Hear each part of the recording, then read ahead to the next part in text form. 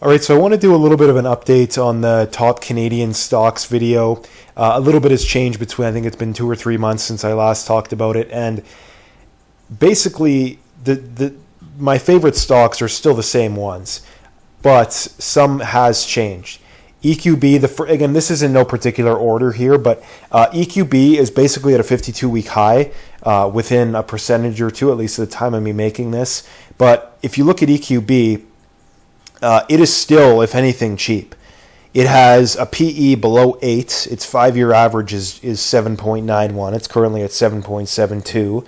It's also below its historical price to sales. But if you look at its numbers here, earnings and revenue are basically projected to be flat, but that's for next year. Analysts are still fairly positive.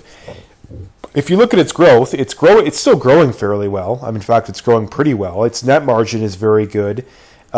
Return on equity is 16%. It has beat the S&P over the last 3 years and 5 years. It's also easily beaten the S&P since 2007.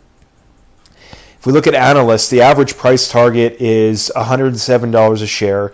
I think my fair price probably would be around 110, 115. If you compare it to, we've compared it to some of these other companies before, but if you compare it to TD Bank, they trade for a PE of over 12, and EQB is growing faster than them. They're growing their dividend faster than them. Now, technically, TD is quote unquote safer, but I'm not sure off the top of my head, but I know almost for certain, if I was guessing, that if you look at the big banks in Canada, they would have more exposure to mortgages than EQB does, almost certainly. Maybe not all of them, but most of them. And that is inherently risky in and of itself. So I think that if you look at EQB, they have more growth potential than the big banks. I don't think they're maybe a little bit more risky, but does that mean that they should be trading at an 8 PE and these ones at 12? In my opinion, they should be about the same. So that would imply that EQB is probably roughly 15, 20% undervalued, at least just off the top of my head, just guessing, which would imply that they should be at about 115 per share. So I think EQB is still undervalued. I think that when you look at a financials company, they're a very good example of what you want to see. They're growing their dividend. Over the last 3 years, they've grown their dividend 34% per year. It's below 2%, but who cares if it's below 2% if they're growing it that quickly? And not only that, they're literally growing it every single quarter, actually, going back since the end of 2021. And that was understandable that they had to pause the dividend increase, obviously going into 2020 and 2021. They've outperformed the S&P. The only real concern that I see when I go through all their numbers is they're issuing shares. I don't know why they're issuing shares. To me, that doesn't make any sense. Obviously, I'm not managing them. I don't have any insider information, so there might be something I'm missing. But they have an earnings yield of about 13%, and you're paying a dividend yield of not even 2%. So obviously they need to be investing in growth because they're only a $3.65 billion company. Yeah, you're gonna have, but to me, there's absolutely no reason they should be issuing shares. That's something that definitely concerns me there. But other than that, everything looks really good. This is a really good company. Not a whole lot to get into. But if you don't have a position, even though it's still at a 52-week high, if I didn't have a full position in it already, which I do in both my personal and my mock portfolio, I wouldn't necessarily be afraid to buy. But again, obviously I could be wrong here. The next one is ATD. This is Alimentation Couche-Tard. I've talked about them a lot before. I really like them. I also have a full position in this company for both my real portfolio and my mock portfolio. They're not growing quite as well. They're a $77 billion company, so they're much, much, much bigger. But they're not growing as well. but they're not going to grow as fast as an EQB is or someone like that. I think that they're a little bit overvalued where they're at right now. I think fair value right now is probably right around $75 a share. My average price, my yield on, or my average price personally is in the 60s. I know mock portfolio, I think it's around 75, 76, which is right around where I think fair value is right now. So I would wait for it probably to pull back 10 or 15% if you don't have a current position. Again, just my opinion there. But again, this is another example of a really good company. They're growing their dividend very, very well. Payout ratio is below 20%. The yield's not even 1%, but they're growing at 25% per year, which is exactly what you want to see. Like I've said a million times, if your goal is to buy a company and hold it long term, the dividend right now is irrelevant. Like, it could not be more irrelevant what the current dividend is on a company if your goal is to hold it for 10, 20, 30 years. And if you look at this company and you go back 10 years, well, your yield on cost would be 4.8%, roughly 4.7%. EQB would be probably well into the double digits. I don't even want to go look. But another example of a company that's beat the S&P 500 over the last 10 years and 5 years. 5 years, it's about the same, it looks like. Yeah, it's slightly outperformed. So I think that it's going to outperform the S&P again. And this is another example. Like, they own convenience stores, essentially. Like, they're a very boring business, but they're a very well-run business. And that's why I like them. And they have global diversification. Like they are all across the world. If you look at their earnings, basically they're growing every single year up until this calendar year. They're actually down slightly, but obviously you can't expect them to be perfect. And they've been buying back shares ever since 2017. So that's another thing that I really like to see there. And not only that, they're buying back a fairly significant amount of shares. They're probably buying back, it looks like 2 or 3% per year, which is really good. And if you look at their earnings yield, it's about 5%. So when you add up, they're putting a lot more into buying back shares and paying a dividend than most companies are, but they are still reinvesting. So all in all, like I said, I think that they're a little bit overvalued, but definitely one of those, definitely in my top 5 Canadian companies for sure. The next one, Go Easy. And these aren't necessarily in any particular order here. I'm just going off the top of my head. I like Go Easy. I think they're also probably a tad overvalued where they're at right now. Not by a lot, though. I mean, they only have a 12 PE. I would say, I would have to dig a little bit deeper, but just bird's eye view here, they're probably about fair value. They're probably about fair value. They have a 12 PE for a company that is grown as well as they have. In the last decade, they've returned 1,400%. The S&P is about 248. In the last 5 years, they're 311. The S&P is 97.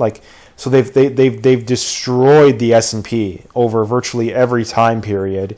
They have a dividend yield of 2.5%. Payout ratio is only 30%, and they're growing at 20% per year. Now that has slowed a little bit, but I don't care who you are, you're not going to be able to grow a dividend at 30% per year infinitum, right? So I'm still not concerned about that. Look at the historical yield on cost here. If you go back a decade, you would have about a 19% yield on cost if you'd have bought this company a decade ago. If you'd have bought them 5 years ago, you would have a 8.5% yield roughly.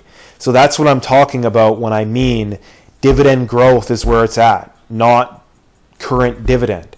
Because most of these companies that pay a high dividend, like your AT&Ts of the world, your Realty Incomes, they have virtually no share price growth or even negative share price growth. Look at Walgreens and some of these kinds of companies. They're getting and Intel, they're getting absolutely destroyed because dividend growth is where it's at, And stable long-term businesses is also where it's at, because when you look at companies that have a really high dividend right now, oil companies, like there are certain exceptions to the rule, but most of the time it's because they're a company that used to be good that isn't good anymore, and they don't have anything to do with their money, so they're just like, screw it, let's just pay a dividend.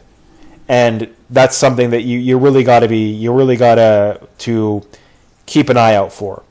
The last one here to talk about, this is one that I do not have a position in at all, because like I've said time and time again, I'm waiting for it to get cheap enough, and it never does, but I'm okay with that.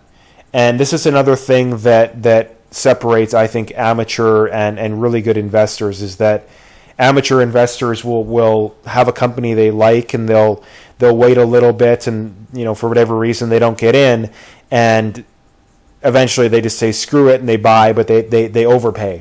And this is a good example of that. Constellation Software, I think, is a really, really good business, but they're too expensive. They have a PE of 106 and a price to free cash flow of 33.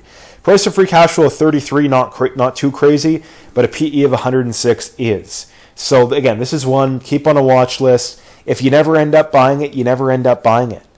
Like, it's not that big of a deal. So that's one to just keep on a watch list. One more to bring up. Actually, I got two more to bring up here briefly. Canadian Natural Resources, sorry. This is my favorite Canadian oil and gas name. I think some of the smaller ones would be a little bit more high risk, high reward. But I think this one, of the bigger, more well-known, well-established ones, this is my favorite one. If you look at their dividend, it's at 4.28%, but the payout ratio is only 58%. I mean, only, it was a little bit high, but for an oil and gas name, not necessarily. And I mean, based on free cash flow, it's at 42. So I really like this company. The fact that it not only did it not have to cut its dividend, but it kept growing its dividend back in 2020 and 2021, that's a sign of a really, really good company. That's a sign of a really good company. So this is, again, for sure my favorite Canadian, my favorite Canadian oil and gas play. Like I said, I think some of the smaller ones probably would have a little bit more upside, but there's also more downsides. So that's my favorite one here. If you're looking at getting into an oil and gas name, at least a Canadian one, this is one of my favorite ones. Even when you include American ones, this is still one of my favorite ones. It's got a PE of 13.5 where it's currently at. I still think it's a buy where it's at right now. I mean, this is the U.S. ticker. I didn't look up the Canadian one, but I would say it's probably still has 5 to 10% to run before I would consider it fair value. The average analyst price target is about 15% above where it's currently at. So just based on these numbers, anything below 40 probably is a buy, and it's below 36 where it's at right now. And the last one to talk about is BAM. This is Brookfield Asset Management. And I own this company for one main reason, but that is it's another example of a dividend growth play.